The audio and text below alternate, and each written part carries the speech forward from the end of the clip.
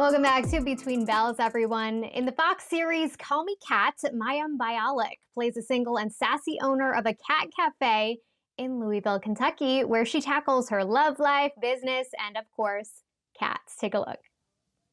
Catherine, I found your soulmate. I'm not gonna go on a date with a random man you met at the horse track. He's not a random man. He's the track announcer.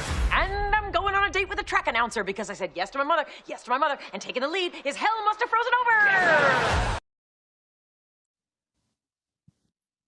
Joining us now is actor Mayim Bialik. Mayim, thank you so much for joining us. This looks hilarious, but I want to take it back to 2019 for a second. So you're coming off of The Big Bang Theory, which of course, one of the most successful sitcoms of all time.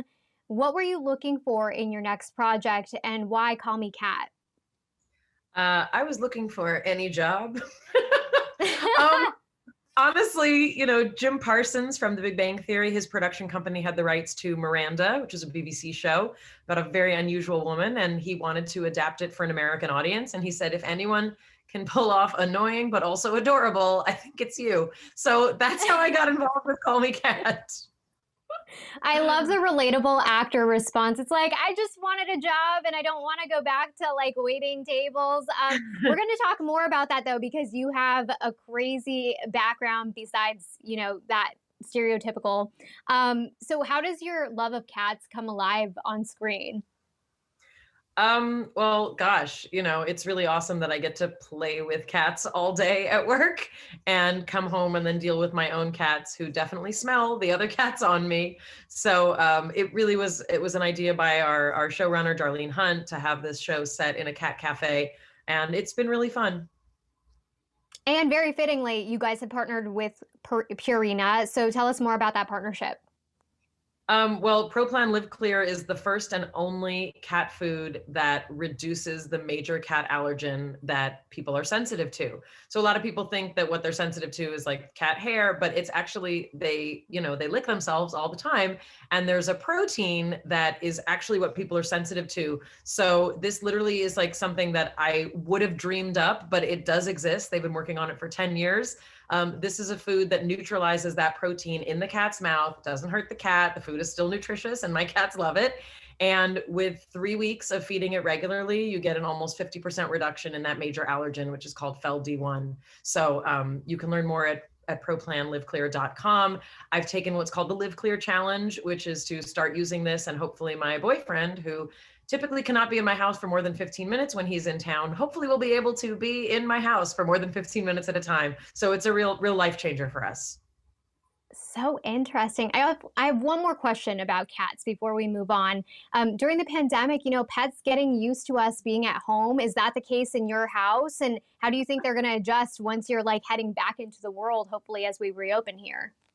Well, I actually had to go back to work. So I worked pretty much for the last, 6 to 8 months. So my cats had a definite rude awakening, because cats in particular they just love having their owners around, so they can ignore them at will and then be annoyed that they were out all day when they come home from work. So we've already kind of experienced all of those transitions. And like I said, they can tell when I've been playing with other cats at work, so. I want to talk about Call Me Cat again. So your character actually breaks down the fourth wall. Can you talk about the style of the show? Yeah, the style of our show is based directly on Miranda. So that's a show where you had this character who really used the audience as the rest of her kind of friend circle. And that's what it is. Cat is a character who's alone a lot and tries not to be lonely. And so the audience is kind of in on what's going on in her head. And something that a lot of people are divided on, we do break the fourth wall, and the whole cast takes an actual bow at the end of our show. Something Miranda did. Shows like the Tracy Ullman Show used to do that, Carol Burnett. So you don't have to love it, but if you don't, it's not our fault. It's based on Miranda. Absolutely. I want to talk about some things in the world, because we know vaccine distribution is picking up. Like I said, we're hoping to reopen here. Back in October, you posted a video clarifying that you are in fact not anti-vax. Why did you feel the need to address that and sort of set the record straight? Well, because there's a lot of misinformation that people have circulated about me and about me as a scientist. At the time that I had newborns, they were not vaccinated on a regular schedule, which a lot of people took to think that I don't believe in vaccinations or that I don't believe that they work. Obviously, my children are vaccinated. We are a family that supports the vaccine program for this virus. Also, I did make that video for YouTube because I'm also a person that tends to be very skeptical about everything that Western medicine tells us is good, meaning I'm skeptical in the sense that I do my research and I talk it out with doctors and people that can really present both sides of an argument. And the fact is, we don't know about the long-term impacts of this vaccine. That is true.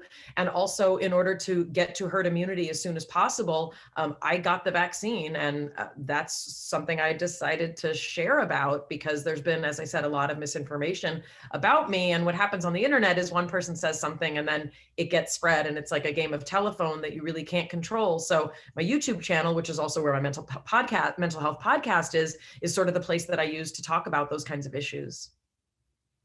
For sure. And I'm glad that you said that because I think so many people can relate.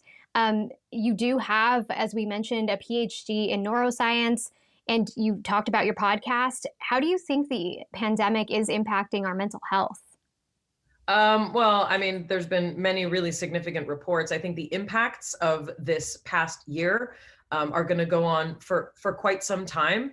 The notion of isolation, anticipatory anxiety, and also add to that an election cycle that was very tumultuous, no matter which side of the political divide you were on.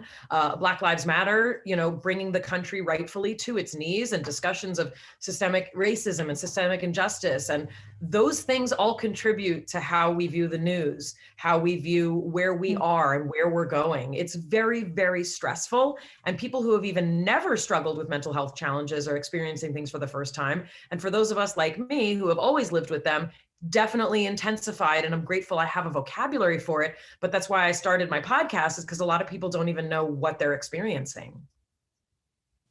100%. Thank you so much for being so candid with us and also joining us here on Cheddar. That's Mayim Bialik. Congrats again on Call Me Kat.